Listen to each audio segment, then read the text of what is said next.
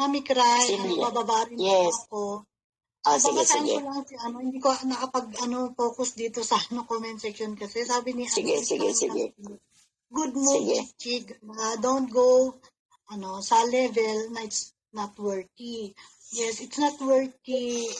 May times na ganun, pero may times din na worth it na i-real talk natin yung iba para malaman din yung sa loobin kasi natin minsan pag kinikim-kim, nakaka-stress, di ba? Mas gusto ko yung parang kay Mother Lily. Pareho kasi kami na lagi kami nag-uusap niyan. Ito is-share ko lang, no? At once na isang tao kasi, pag pinipigilan ka ng ibang tao, wag nang ganyan. Wag pigilan mo yung sarili mo. Kontrolin mo yung sarili mo.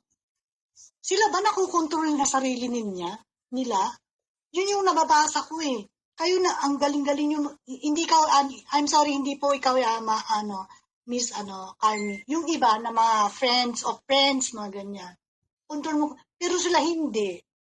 Alam mo yun? Nakaka-stress ka yan. Kaya sabi ko kay Mother Lily, kung gusto nating, magsalita, real talk lang. Wala tayong mura, wala tayong ad hominem na ibabanggit.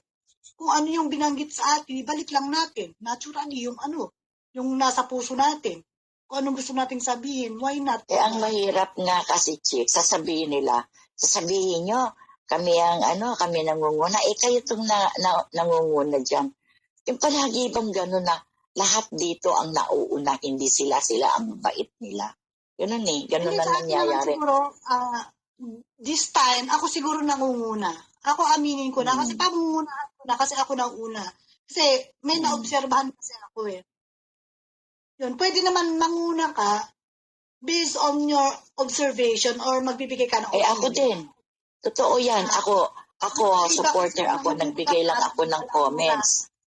Okay. At saka nagbigay ka lang ng Kaya ikaw, Laila Pipoy Dede, kung gusto mo ng versusan, lagi nga sinasabi sa'yo, diba? Binobola ka lang dun eh. Hindi mo nakikita yung sarili mo. Lahat dun. Kung magsalita yung nasa channel na yon, si Shala, I love you, Primus, I love you, ganito, ganyan. Pero, pag binalahura, wali. Real talk lang tayo ha. Hindi naman masama siguro kasi style niya yun eh. Pero ang observation ko, parang nagiging na.